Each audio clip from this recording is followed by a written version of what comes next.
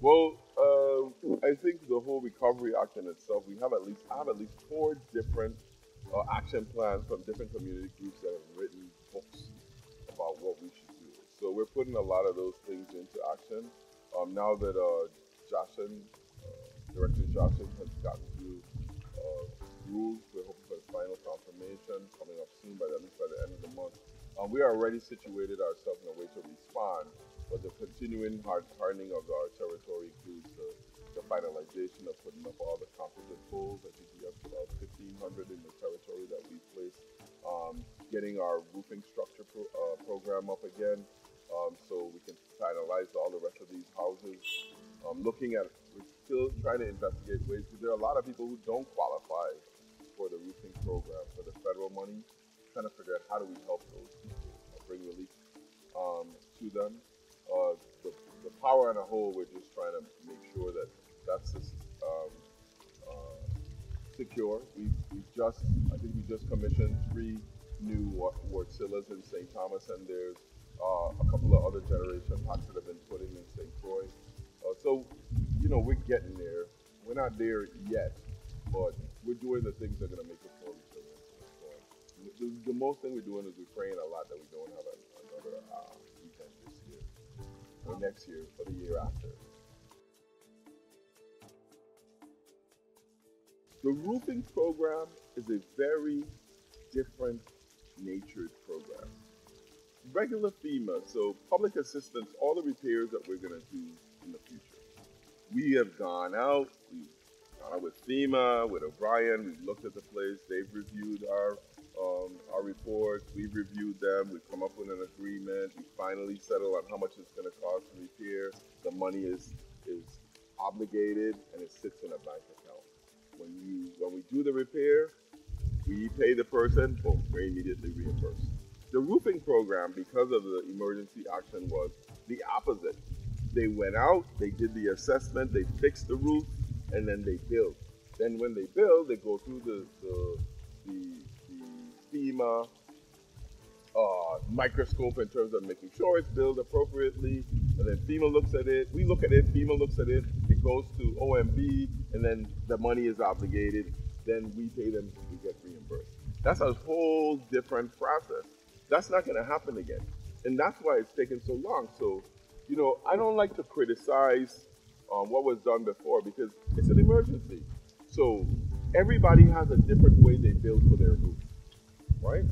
And then their sub, and then they go up to the sub. Now every one of them have a different way they build, and then their sub again, and every one of them have a different way they build. So when you try to reconcile all of this, it's a nightmare. And then once we finally get it together in a way that we understand, we turn it over to FEMA, and then they got to decipher it, and then they turn it over to OMB, and they have to decipher it. So that is part of the delay. The Office of Disaster Recovery right now, the work that they're doing to make sure that our public assistance smooth is standardizing the forms across the table. So everything feeds into everything. The contracts that we lay, the timing of projects, all those things. I don't like chaos, and it was a storm. So I'm not criticizing what has happened in the past administration. It was a storm. It was an emergency. People just wanted to get things done, but it was chaos. Now we have a more balanced approach. So we don't anticipate those types of problems. For the people that are waiting to get paid, a lot of these invoices have not even gotten to us yet. I want you to think about that. A lot of these invoices are still stuck with subs because the subs have to get them right to submit them to whoever their master is, ACOM or APTIM, and then to get to us.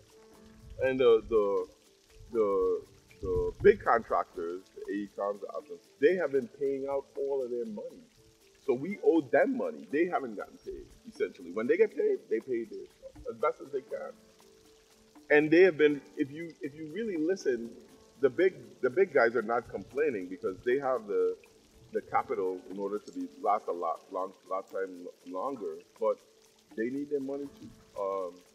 I have regular calls from contractors, the big contractors that are saying, listen, we need to get paid.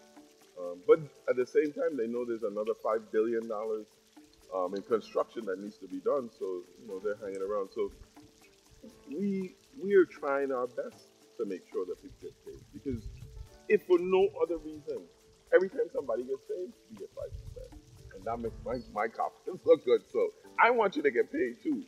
You know, we get 5%. We get a cut of everything, 5%. Every time a check is cut, 5%. So we're trying to get those checks cut quickly as possible.